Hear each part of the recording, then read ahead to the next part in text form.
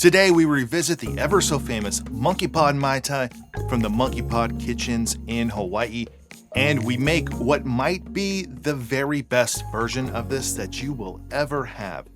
Not only can you find this iconic Mai Tai at the Monkeypod Kitchens on Maui and Oahu, but you can also find this at the Beach House in Kauai and at Merriman's in Kauai and on the Big Island, home to the Merriman's Waimea, which was Chef Peter Merriman's first restaurant.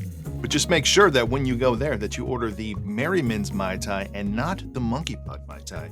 You may be able to find the official Monkeypod Mai Tai at other Peter Merriman restaurants, and back in March of this year, 2025, SF Gate shared a story about the possibility that there one day may soon be a Monkeypod Kitchen in the greater San Francisco area. Fingers crossed on them. That'd be huge. I'd go there all the time. This Mai Tai was created by Jason Vendrell and Chandra, and I believe was on the menu when the Monkeypod Kitchen first opened in 2011. And I think that this is more than just my opinion, but the Monkeypod Mai Tai is probably the most famous, most well-known, and maybe most delicious Mai Tai riff that has roots to a real Mai Tai, yet is its own thing. We're not just swapping out rums here. We're not just changing the curacao or orgeat. It is a transformative drink, yet still a Mai Tai. This Mai Tai is all about that foam, a Honey Lilikoi Foam that floats on top, adding a magical tropical touch to your Mai Tai. And we are going to experiment with a few options today because the official recipe uses a cream whipper, and you will find recipes, even official looking ones, that tell you that you can make this foam with an electric beater or in a stand mixer. But I don't think anyone that has said you can do that has tried to do that because it just does not work. You must use a cream whipper or it will not work. Or will it? Because I have a little trick up my sleeve that does require you to purchase a special ingredient, but not only will this special ingredient allow you to use a stand mixer or an electric beater, maybe even a whisk, that would probably take a long time though, but using this will allow that foam to keep its shape and form for a very long time, like a very, very, very long time, which is not the case at the restaurants or home when using a cream whipper. This is kind of the issue with this drink.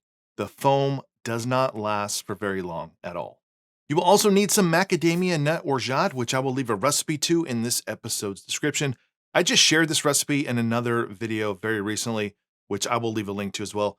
Now, in that video for macadamia nut orgeat, it's actually another drink, but in the video where I made the macadamia nut orgeat, I also made an offhand remark that I would be doing some research on a Honey Lilikoi Foam or Honey Lilikoi Mai Tai, and then I come back here with some additional info, or I don't know, something like that.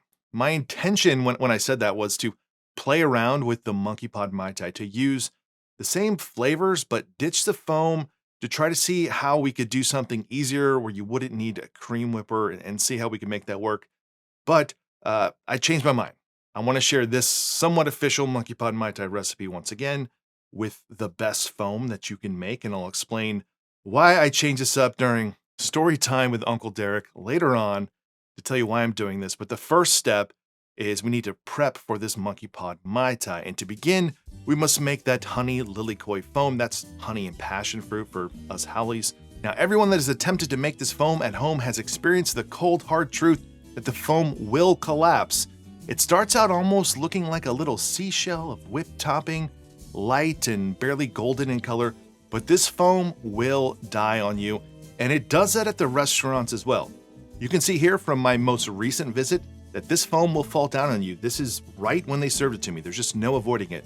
At the restaurants, the bartenders typically build the Mai Tai part and then put it on the service area, and the servers are the ones that dispense the foam immediately before you get one.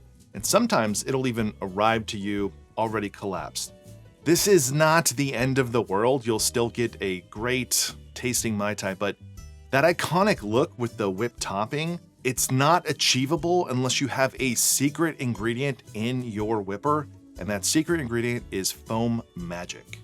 Now, the only thing I'm changing is I'm just slightly modifying the recipe, yet keeping it exactly the same. The Monkeypod Kitchen uses honey, but instead I'm going to use a honey syrup, which for me is 2 parts honey to 1 part water, so it's just diluted honey. So it makes it a lot easier to mix in.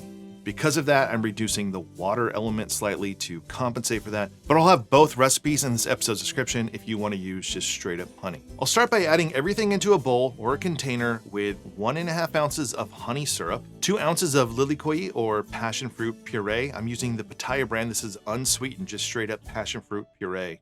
2 ounces of simple syrup. I'm using a 1-to-1 simple syrup. 2.5 ounces of cold water.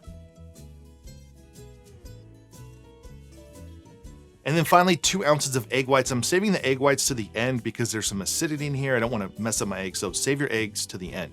Next, I'm adding in 3 grams of the Foam Magic from the Modernist Pantry. It's a mix of methyl cellulose and xanthan gum, and it's going to stabilize our foam. I'm using about 2% by weight, in this case 3 grams, but you can go more. It's not like xanthan gum. It's not going to ruin your drink if you put too much of this. And the reason that I added this to the bowl first is because we need to incorporate that Foam Magic, and we can't just add that into the cream whipper. You can whisk it, you can blend it, you can use a stick blender. I'm just using the milk frother here because it's easier.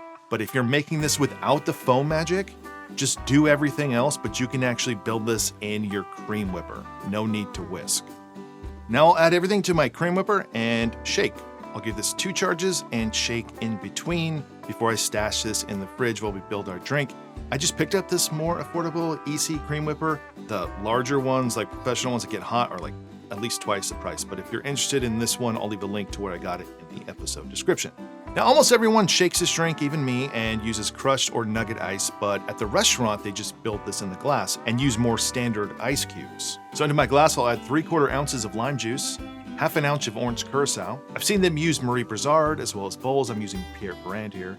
1/2 ounce of our macadamia nut orgeat, and 1 ounce of a light rum. I'll give this a little stir, and then I'll add some ice.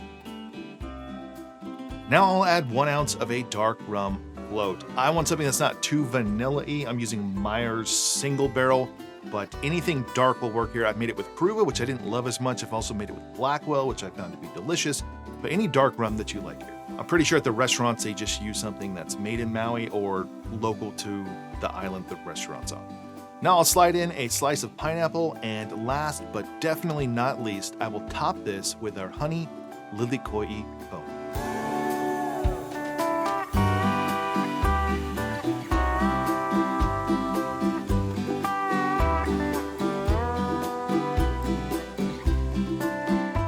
So there you go, the Monkeypod Mai Tai. All right, before we try this, YouTube's not real life. It takes me a little bit of time to make the drinks, to get the footage of them. This has now been out for probably just like a couple minutes. And if you were at Monkeypod or you made this at home, normally without the Foam Magic, within a couple minutes, you would lose that sort of whipped cream look on the top from the dispenser. Having said all this and doing all this work to get to where we are right now, I usually want to mix it up when I drink it because you have a float there. You have a lot of sweet on the bottom. You want to incorporate some of the sweetness from the foam top plus the dark rum. Otherwise, you're just kind of getting the sweetest part of the drink at the bottom. But this drink just kind of goes to show you the power, really, of probably Instagram, because this came out in 2011, and then it got popular because people liked it and because it is delicious. But then over time, it's got to be the most Instagrammable Mai Tai that's ever been made, as long as you can get to it before that foam dies. So let's try it.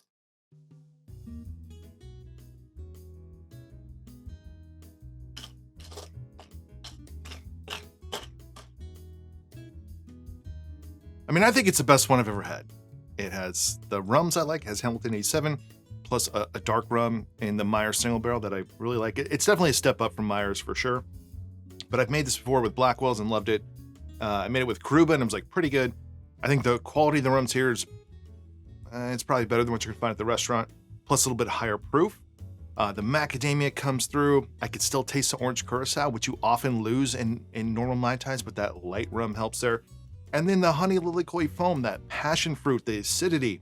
And in my most recent experience, I did feel like their foam had like a tingle to it, which I think some people online might think that that's lime juice. I wouldn't think it's lime juice. Too much acidity in a foam will kill it. I just think they're using whatever passion fruit they use is probably just a touch more acidic than what I'm using. But that foam brings this body and texture and like a nice sharp tingling finish on your tongue. It just makes an excellent experience of drinking a Mai Tai that it feels different than a Mai Tai. It has a DNA of a Mai Tai, but it is uniquely its very own thing. Now, if you don't have a cream whipper, you can use a stand mixer or an electric beater if you use the Foam Magic, but you have to use the Foam Magic. Not only will this work, I think it actually works better than the original recipe in the cream whipper, and it's probably actually better than the cream whipper plus the Foam Magic like we did right here. You just lose out on that like whipped cream swirl look. So let's make that right now. Into a stand mixer, I'll add 1.5 ounces of honey syrup, 2 ounces of Lilikoi or passion fruit puree, 2 ounces of simple syrup, 2.5 ounces of cold water, and 2 ounces of our egg whites. I'm going to increase the Foam Magic to 4 grams here just to help it foam up a little bit faster. Now this is gonna take a long time. You just have to let this thing run and you'll notice as it starts to thicken up and get more air in it over time. And I did a bunch of testing with this and I found the combination of Foam Magic and fresh egg white to work better than anything else, including a bunch of other products. And I even tried it with pasteurized egg whites, and the best by far is fresh egg whites and Foam Magic. If you want to know more about that process or those processes that I tried, how they worked and how they didn't, and all the cartridges I wasted going through so many versions of this foam, then check out that video on my Patreon page. And for this video, I'm gonna actually post this one for free to watch. Now the downside to this method is you won't get that cool looking whipped cream top. I even tried using a pastry bag and that just does not work. I found that this foam is even better than the cream whipper with the Foam Magic. It's lighter, it's airier, and it will keep its shape for hours. And I literally mean hours. I scooped this out on my countertop one night and I left this out for 2 hours and it did not change. We're going from a foam that is 10 to 30 seconds that will last you to hours and hours using the standard recipe. We're not adding egg whites. We're not changing the actual flavor of this foam. It's the same, just a secret little ingredient. And I happen to have a Mai Tai on standby that I will spoon some of this into. And another thing here, this foam, I didn't just make it. I made this foam about an hour ago. It's been in the fridge. So it's been holding this shape that whole time. I did test it in the refrigerator. I left some in a little container overnight, and by the next day it completely collapsed.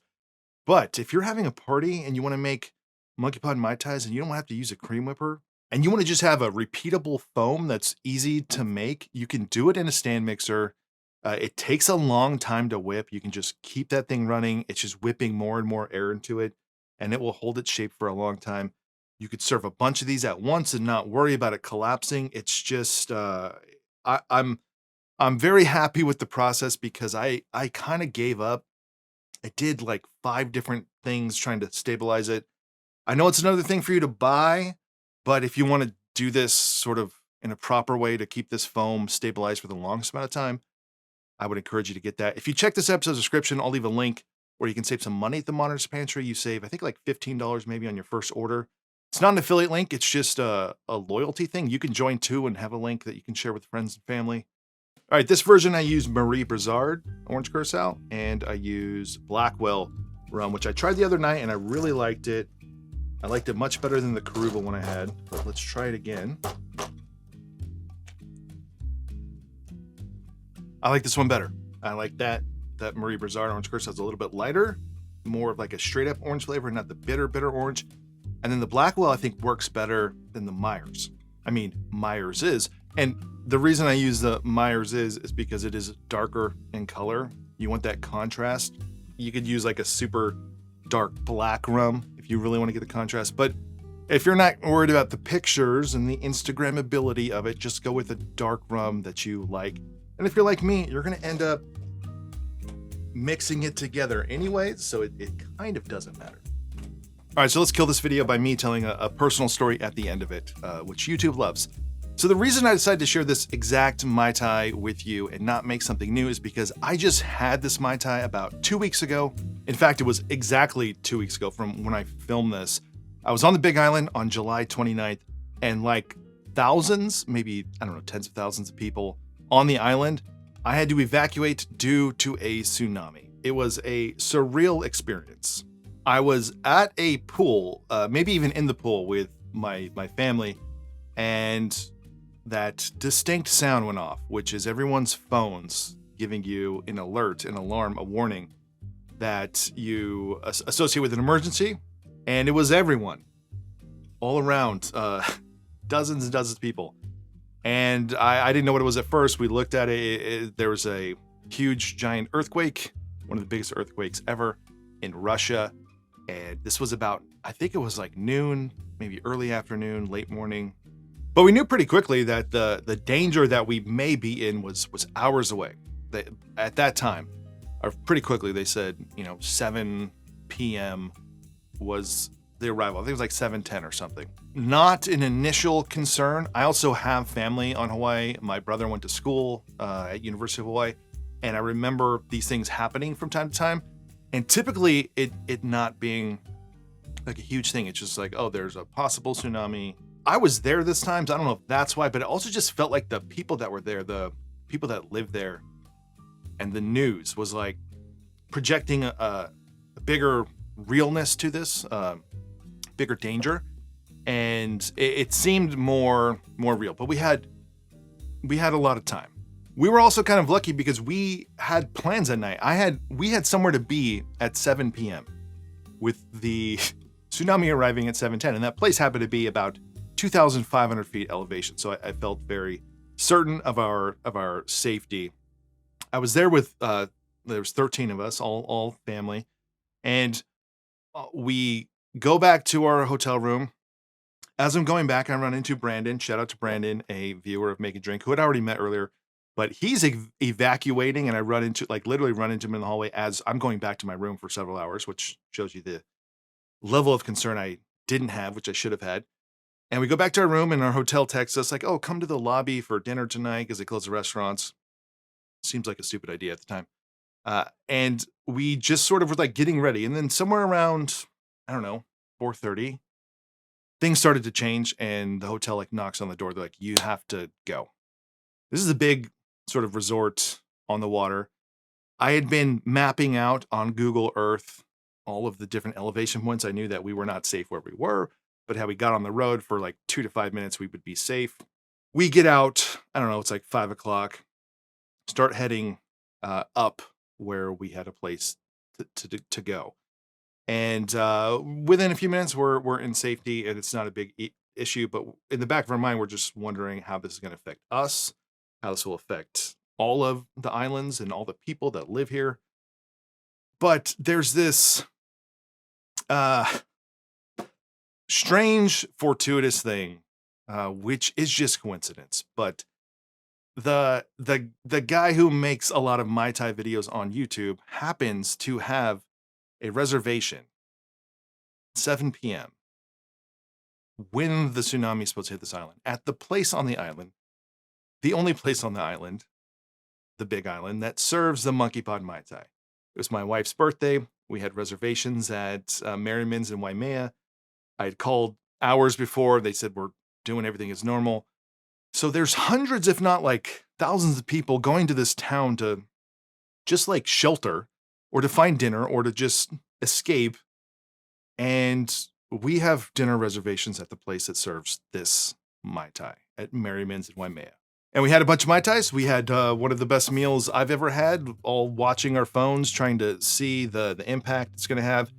And the staff there was like amazing. They treated everyone so well, and it was packed because it was like a Tuesday night, and people that were didn't have reservations were like trying to get in, and people had reservations.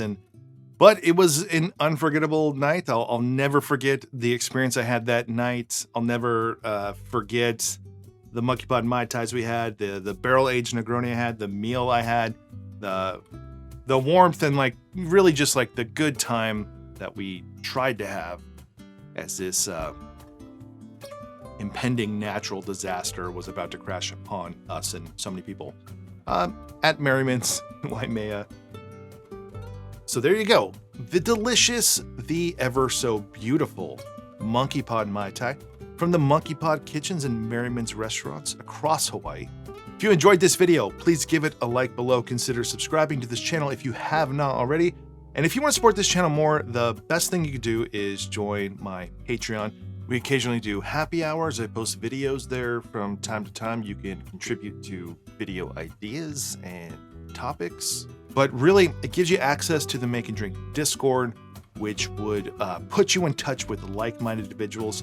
So you can all just sit there and type away about the different, molecular gastronomy ingredients you can use in a Monkeypod Mai Tai, what works, what doesn't work, and then all the nerdy stuff.